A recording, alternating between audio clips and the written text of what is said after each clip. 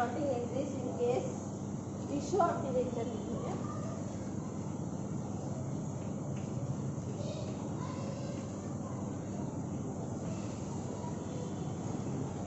यहाँ पे कुछ टर्म्स तुमको ध्यान में लेना जरूरी है।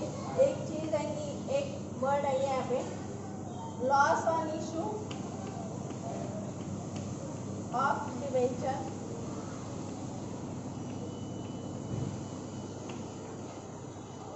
उसके बाद आएगा discount on issue of debenture.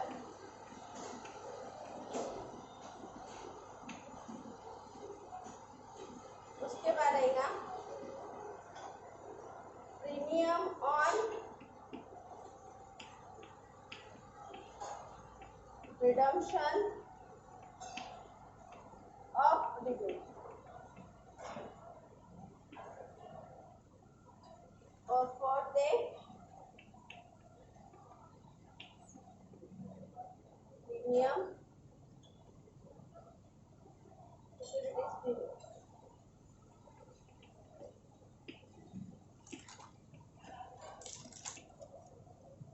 ठीक है, इसमें से ये वर्ड और ये वर्ड तो तुमको थोड़ा फ्रेंडली है शेयर्स में, discount on issue of shares और securities premium, premium on issue of shares. जैसा सिक्योरिटीज प्रीमियम में अपन ने डाला था जब अपन शेयर्स प्रीमियम पे इशू कर रहे थे, और जब शेयर्स डिस्काउंट पे इशू कर रहे थे तो अपन ने डाला था discount on issue of shares. बराबर है। तो अब अपने को यहाँ पे थोड़ा सा इन चार चीजों में बहुत जंबल बच्चों का हो जाता है। ठीक है, तो इसको समझा देते हैं, इनका इम्पोर्टेंस क्या है, ये वर्ड्स क्यों यूज किए। देखो, जब डिबेंचर्स इशू किए जाते तो ये 6 तरीके से इशू हो सकते। कितने तरीके से? 6 तरीके से इशू हो सकते, जो कि अपन अभी पढ़ेंगे। तो ऐसे सिचुएशन में जब शेयर्स डिबेंचर्स इशू होते, तो डिबेंचर्स इशू करते वक्त अगर अपन ने डिस्काउंट पे इशू किए, मतलब 100 रुपए का डिबेंचर्स 10 रुपए में दिया, डिस्काउंट से दिया, तो 90 रुपीज में अपन ने डिबेंचर्स इशू किए। ठीक है, तो ऐसे सिचुएशन में डिबेंचर पे क्या आएगा एंट्री में? Discount on issue of debenture. ठीक है, पर कभी कभी क्या होता कि कंपनी इशू तो एट पार करती, मतलब 100 रुपए का डिबेंचर 100 रुपए में बेचेगी, लेकिन जब रिडीम करती, रिडीम मतलब क्या? पैसे वापस देना। तो जब पैसे वापस देती, जब ये 100 रुपए के बदले 110 रुपए वापस देती। ऐसा क्यों? डिबेंचर्स होल्डर्स को अट्रैक्ट करने के लिए, इन्वेस्टर्स को अट्रैक्ट करने के लिए कि देखो हम आज तो कितने लेंगे? 100 रुपए, लेकिन अब तुमको फ्यूचर में कितने देंगे? 110 रुपए। तो ये क्या हो गया? Premium at the time of redemption. Redemption मतलब जब पैसे वापस देना है तब। ठीक है, तो जब पैसे वापस देना है तब अगर अपने को 10 रुपए ज्यादा देना है तो उसकी प्रोविजन अपने को आज से करके रखनी पड़ेगी, जो प्रूडेंस कंसेप्ट के हिसाब से कि फ्यूचर में होने वाला लॉस अगर तुमको पता है तो तुम कब उसको रिकॉर्ड कर लो? अभी। बराबर है। इसलिए ये क्या हुआ? Premium on redemption. Premium on redemption, redemption मतलब वापस देना, वापस देने के टाइम प्रीमियम है। आज क्या? आज लेकर तो उसको क्या बोलते हैं? Security premium. और ये अपनी क्या रहती? इनकम रहती थी। पर ये तो क्या अपना एक्सपेंसेस है, जो कि आज हुआ क्या? नहीं, कब होने वाला है? फ्यूचर में। पर उसकी रिकॉर्डिंग कब करनी है? आज। ठीक है, तो जितनी रिकॉर्डिंग अपने को प्रीमियम, जितना अपने प्रीमियम दिया है उतना अपने को आज रिकॉर्ड करना पड़ेगा। वो अमाउंट आज अपना क्या है? Loss on issue. आज अपन डिबेंचर इशू कर रहे हैं, आज अपन फ्यूचर का लॉस बुक कर ले रहे हैं।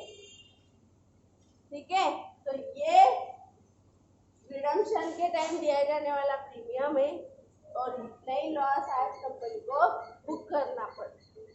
तो लॉस ऑन इशू मतलब आज इशू करते वक्त दिया जाने वाला प्रोविजन किया जाने वाला लॉस, इसको क्या बोलेंगे? Loss on issue of debenture. वही क्या है?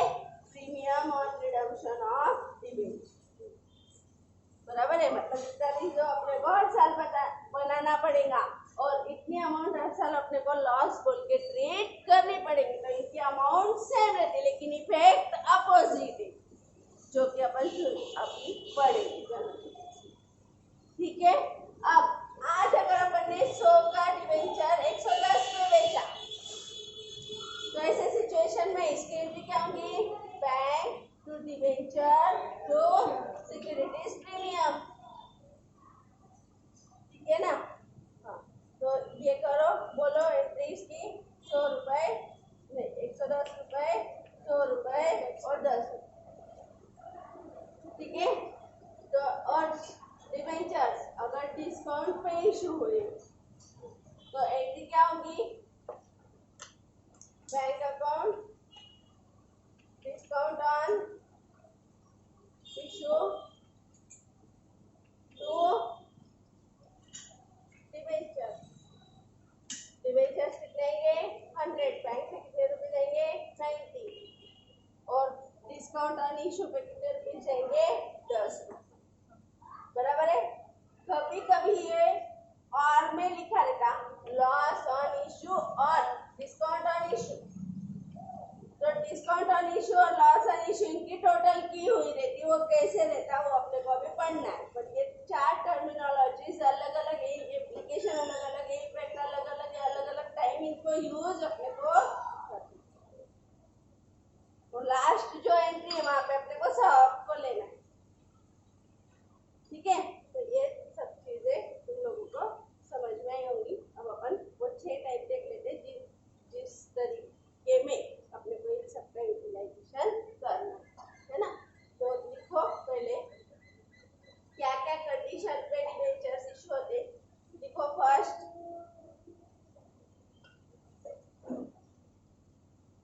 the issue of debenture can be categorized. Issue of debenture can be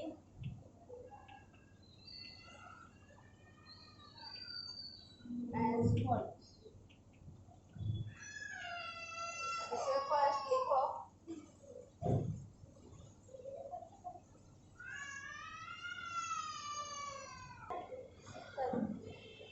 debenture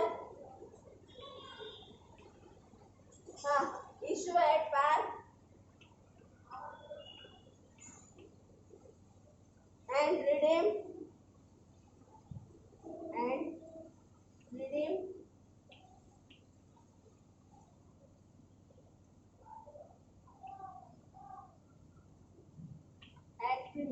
at par। First क्या क्या केस क्या है? Issue at par and redeem at par, मतलब 100 का लेंगे 100 का 100 रुपए वापस देंगे। सेकेंड में लिखो debenture issue at discount, issue at discount and redeem at par और डिस्काउंट। ठीक है। थर्ड केस है debenture issue at par and redeem at par और डिस्काउंट। फोर्थ केस है debenture issued at par and redeemed at premium। देखो debenture issued at par and redeemed at premium। Fifth है debenture issue at discount, debenture issue at discount and redeem at premium.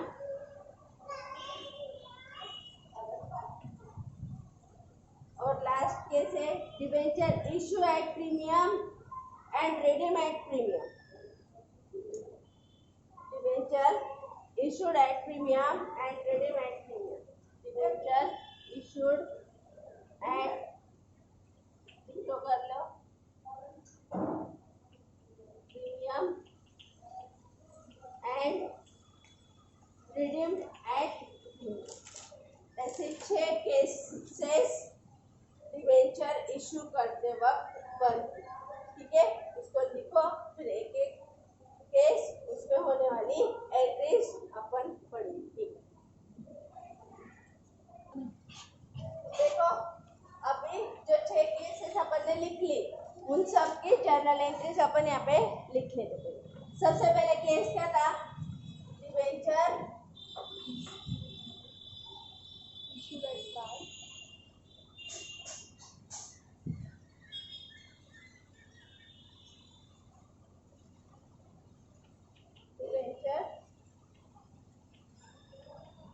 issued at par and redeemed at par. ठीक है, देखो debenture issue मतलब आज बेचना. बेचे कितने में? पार में. और रिडीम कितने में हुआ? पार में. तो आज एंट्री क्या होगी? आज एंट्री कर रहे अपन इशू करते वक्त एंट्री क्या होगी? Bank account debit to 5% debenture. जो भी तुमको एग्जांपल में परसेंटेज होंगे वो. ठीक है, bank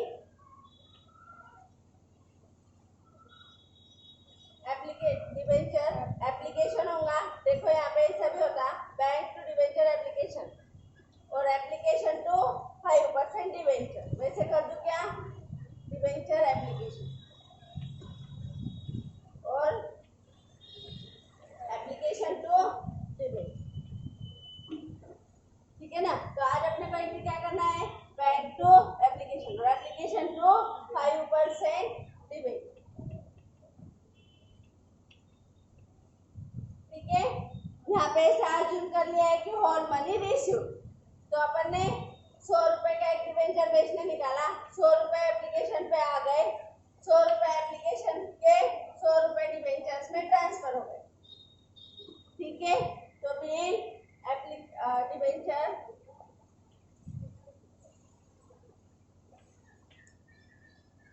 application money received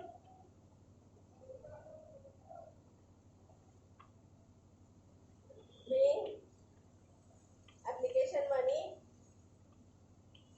transfer to debenture.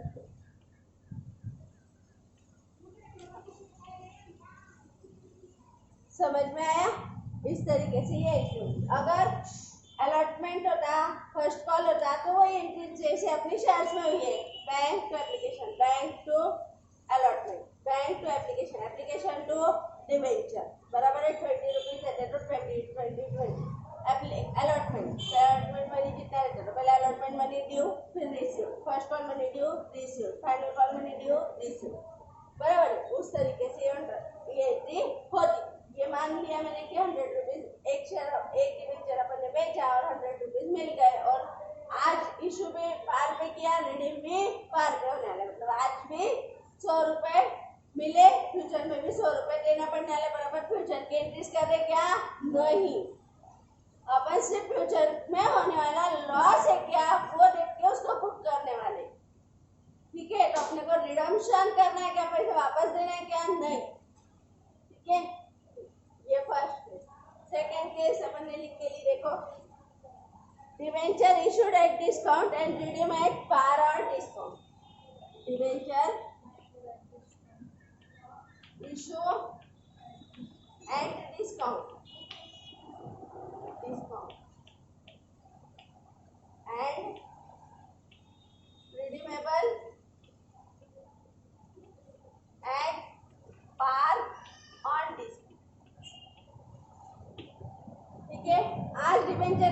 Issue होने वाले डिस्काउंट पे शेयर इशू करते तो एंट्री क्या होती? Bank account debit to application, है ना?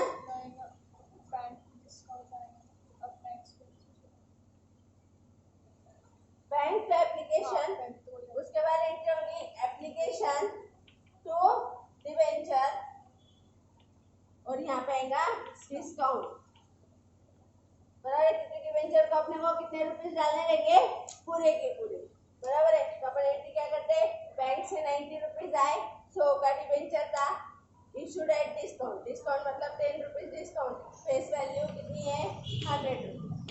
हाँ, डिस्काउंट कितना हो गया? 10। तो पैसे कितने आएंगे बैंक में? 90। एप्लीकेशन पे 90, यहाँ पे एप्लीकेशन 90, लेकिन डिवेंचर को 5% डिवेंचर को अपने को कितने ट्रांसफर करना है? 100। 10 रुपीज का अपना आज का लॉस, इसलिए अपन ने discount on issue of debenture ऐसा यहाँ पे लिखा है। ठीक है, समझ में आया? तो ये बैंक पे एप्लीकेशन डिस्काउंट टू 5% डिवेंचर। ठीक है, third debenture issue at premium. मेरे को बोलो यहाँ पे पार और डिस्काउंट क्यों लिखा है? देखो, पार पे भी फ्यूचर में रिडम्पशन पार पे होगा, 100 के बदले 100 देने, तो आज अपने को लॉस है क्या? लेकिन 100 का शेयर के बदले 100 के डिवेंचर्स के बदले फ्यूचर में अपने को 90 रुपीज देने, तो ऐसे सिचुएशन में डिस्काउंट अपना प्रॉफिट है और कंजर्वेटिज्म कंसेप्ट ऐसा बोलती है कि प्रॉफिट को रिकॉर्ड करना नहीं, फ्यूचर में होने वाले प्रॉफिट को रिकॉर्ड करना नहीं। डिस्काउंट आज का लॉस है, लेकिन फ्यूचर में अगर रिडम्पशन मतलब पैसे कम देना, तो फ्यूचर में अगर पैसे कम देना है तो अपने को फ्यूचर में प्रॉफिट होने वाला है, लेकिन वो रिकॉर्ड करते नहीं, इसलिए यहाँ पे क्रेडिट में डिस्काउंट ऑन रिडम्पशन आया नहीं। वो रिकॉर्ड कब होगा? जब रिडम्पशन होगा तब रिकॉर्ड होगा। समझा? अब क्वेश्चन एक राइज हो सकता है कि मैडम कोई अपने को 100 रुपए देके 90 रुपए वापस क्यों लेगा?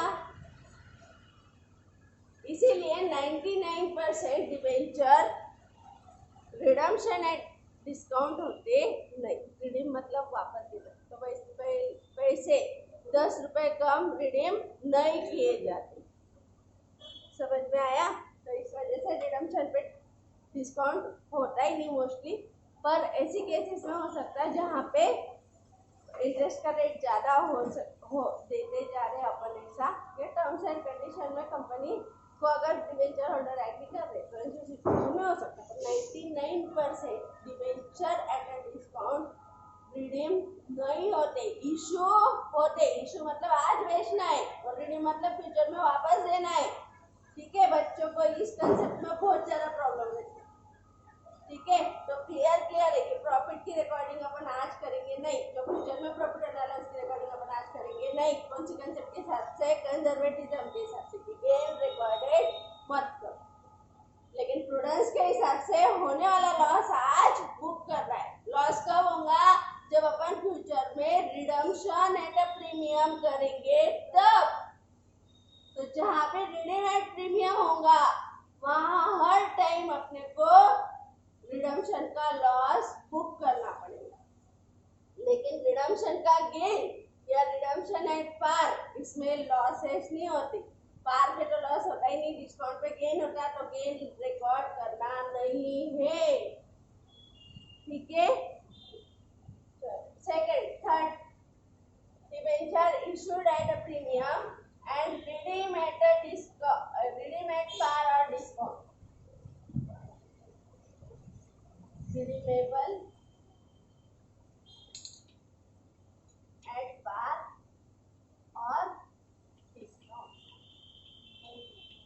ठीक है, तो डिवेंचर आज प्रीमियम पे इशू करना है, तो एंट्री क्या होगी? Bank account debit to debenture application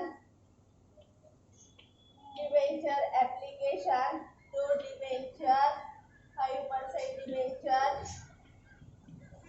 to securities premium, क्योंकि ये क्या है, क्या है, आज अपना गेन है, ठीक है ना। तो इसको तो अपन रिकॉर्ड कर लेंगे, मिल गए इसलिए रिकॉर्ड कर लेंगे, ठीक है।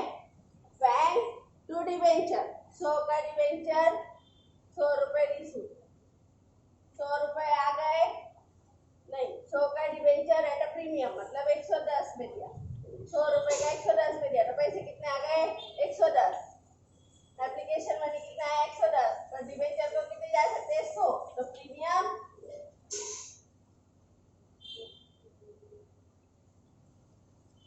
ठीक है। तो रिडीमेबल एट पार है, और ये और क्या हो सकता है डिस्काउंट पे, तो डिस्काउंट अपने को रिकॉर्ड करना ही नहीं है, तो आज अपने को गेन काय का है प्रीमियम का, वो एक्चुअली मिल रहा है इसलिए अपन उसको एक्चुअली रिकॉर्ड कर रहे हैं।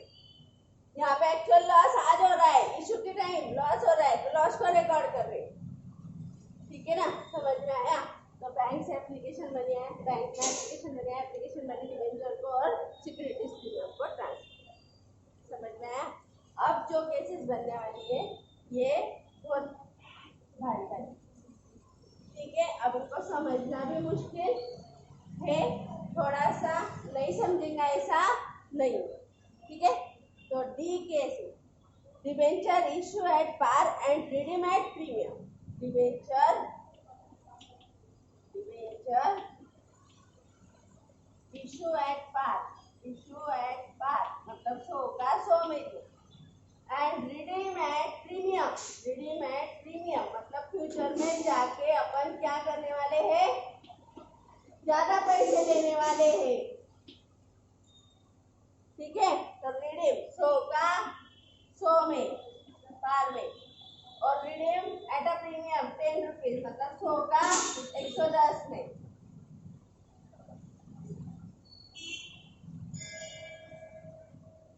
समझ में आया। तो ऐसे सिचुएशन में देखो, अब अपने को पैसे कितने आए, bank to application debenture application है ना, अब अपन डिबेंचर को कितना ट्रांसफर करेंगे, डिबेंचर एप्लीकेशन टू डिबेंचर कितने रुपीस 100 रुपीस, 100 हिसाब यहीं पे खत्म हो चुका था, लेकिन ऐसा यहाँ पे नहीं होता, क्योंकि फ्यूचर में जब पैसे वापस जाने वाले, तो ऐसे सिचुएशन में अपने को फ्यूचर में 10 रुपए पर डिबेंचर लॉस होने वाला है, और वो लॉस अपने को आज बुक करके रखना है, ठीक है। इसलिए अपन लिखेंगे loss on issue of debenture 10 रुपए डेबिटेड होगा, ये लॉस है, फ्यूचर का लॉस है, आज बुक करना है, तो लॉस को तो डेबिट बैलेंस लेगा, ठीक है। पर ये लॉस क्यों हो रहा है, प्रीमियम ऑन रिडम्पशन की वजह से,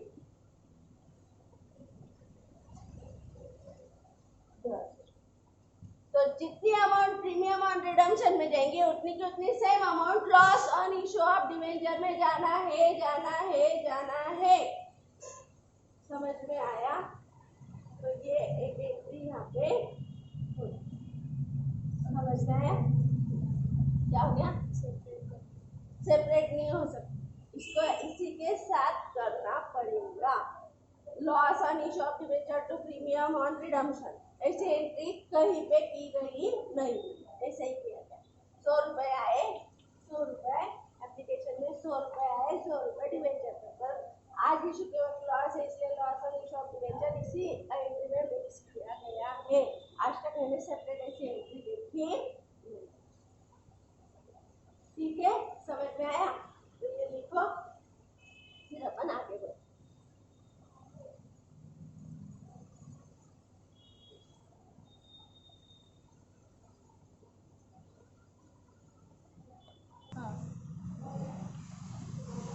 लिख लिया वो, अभी तो टाइप की एंट्रीज हो रही, देखो debenture issue at discount and redeem at premium, debenture fifth type debenture and redeem at redeemable at premium, है ना। देख अब क्या एंट्री होंगी, suppose debenture application, bank to debenture application,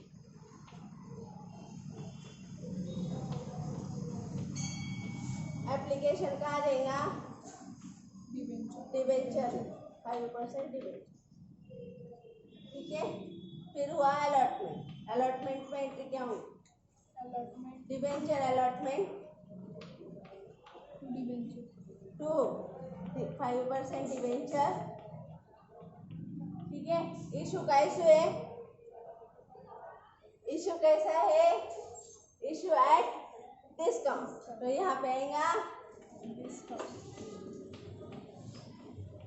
discount on issue of debenture, ठीक है। थोड़ा सा और गैप होना था यहाँ पे, 5% डिबेंचर, और रिडीम कैसा है देखो, प्रीमियम पे, मतलब यहाँ पे 100 के बदले कितने आएंगे 90, तो अपने को कितने का लॉस हो गया 10 रुपए का, ठीक है ना। यहाँ पे सपोज बैंक में 20 रुपीज आ गए, अब अलॉटमेंट पे अपने को मंगवाने कितने थे 80 रुपीज, ठीक है ना। डिवेंचर को कितने जाने हैं 80 रुपीज, जाने क्या नहीं जाने 70 रुपीज ही जाने, डिस्काउंट पे हाँ डिस्काउंट पे इशू था, तो 90 रुपीज डिवेंचर में जाने हैं 100 रुपीज, डिवेंचर में जाने हैं 100 रुपीज, लेकिन अलॉटमेंट में कितने आने हैं 70 रुपीज, डिस्काउंट कितना जाना है 10 रुपीज, और प्रीमियम कैसा है, लेकिन रिडम्पशन कैसा है प्रीमियम पे 100 का 110, तो उस पे होने वाला loss, loss on redemption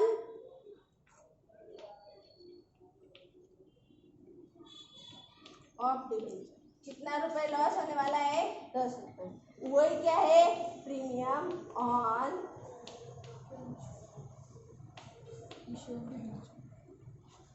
premium redemption of, ठीक है। Loss on redemption of debenture या तो loss on issue of debenture, ठीक है, क्योंकि आज लॉस बुक किया, कब लॉस बुक किया इशू के टाइम, और काय का लॉस था वो प्रीमियम और रिडम्पशन, तो ये आ गया 10 रुपीज, देखो 90 रुपीज मैच हो गए क्या, ये बहुत खतरनाक तरीके की, समझ में आया। अगर वन टाइम हो गया, एक ही टाइम पैसे आ गए, तो बैंक आएगा, बैंक कितना आएगा 90 रुपीज, डिस्काउंट और की एंट्री है, हाँ ये तीनों एंट्री को, और बैंक आ गया 90 rupees, discount on issue 10 rupees, loss on issue 10 rupees, to debenture 5% debenture ये जाएगा 100 rupees, to premium on redemption, ऐसी एक कंबाइंड एंट्री एक साथ होती है, समझा। और लास्ट पैटर्न है debenture issue and par and redeem redeemable and debenture issue at premium और रिडीम एट प्रीमियम, हो गया। रिडीम एट प्रीमियम और इशू एट प्रीमियम और रिडीम एट पार पहले हो गया अपना, अभी इशू एट प्रीमियम मतलब आज बेचते वक्त 100 का कितने में दिया 110 का, और रिडीम करते वक्त भी 100 का कितना रिडीम करना है 110, हाँ ठीक है। आप देखो बोलो, बैंक टू एप्लीकेशन आ गए 20 रुपीज। एप्लीकेशन टू 5% डिबेंचर आ गए 20। अब अलॉटमेंट हुआ, debenture allotment to debenture to securities premium. अगर प्रीमियम पे सिर्फ इशू रहता तो सिक्योरिटीज प्रीमियम करके अपन जैसे शेयर्स में करते थे। अलॉटमेंट कितना बोलो 80 रुपीज है ना। अलॉटमेंट कितना 80 रुपीज। डिबेंचर में कितने जाते थे, अलॉटमेंट कितना 90 रुपीज। अलॉटमेंट में 90 रुपीज जाते, डिबेंचर में 80 रुपीज जाते, तो प्रीमियम में 10। और अगर बैंक से पैसे आते थे तो इंटरसिटी बैंक टू अलॉटमेंट, तो फिर पूरे 90 और 90 इस तरीके से एंट्री होती थी अगर शेयर्स रहते थे। लेकिन अब क्या हो गया देखो यहाँ पे डिबेंचर अलॉटमेंट करते वक्त इशू करते वक्त प्रीमियम पे हुए, इसलिए अलॉटमेंट की एंट्री बुक करते वक्त अपन ने क्या की सिक्योरिटीज प्रीमियम को क्रेडिट किया। अब सेम चीज प्रीमियम का लॉस होने वाला है फ्यूचर में भी, तो उसको लिखेंगे लॉस ऑन इशू 10 रुपीज, ठीक है। और उतना ही premium on redemption premium account, या फिर प्रीमियम ऑन रिडम्पशन अकाउंट।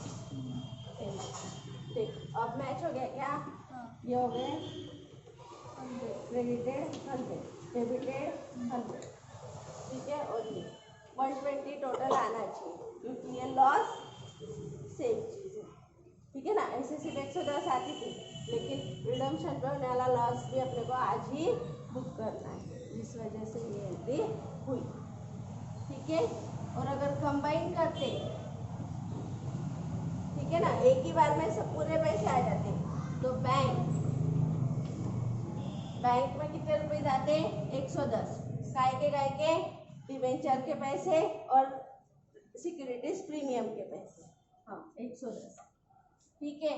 अब अपने को इसका बाइफर्केशन, फिर लॉस तो अपने को बुक करना ही पड़ता, लॉस ऑन इशू 10। अगर ये सब नहीं करते तो की बात है, लॉस ऑन इशू 10 रुपये, टू डिबेंचर कितने 100 रुपीज, टू सिक्योरिटीज प्रीमियम कितने rupees 10, to redemption 10 rupees,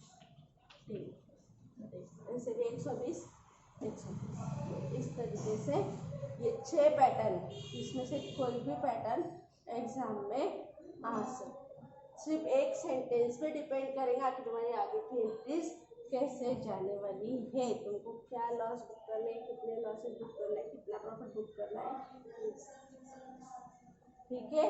discount का पैटर्न इसलिए नहीं बना, ऐसा नहीं बना debenture issue at discount and redeem at discount, क्यों, क्योंकि जब डिस्काउंट पे रिडम्पशन होगा तो वो गेन होने वाला है, और जब गेन होने वाला है तो ऐसी सिचुएशन में वो गेन को अपन बुक करते, ठीक है। समझ में आया सब, ये इतनी एंट्रीज अपने को अब पढ़नी है, कल इसके एग्जाम्पल अपन लेंगे। अपन यहाँ पे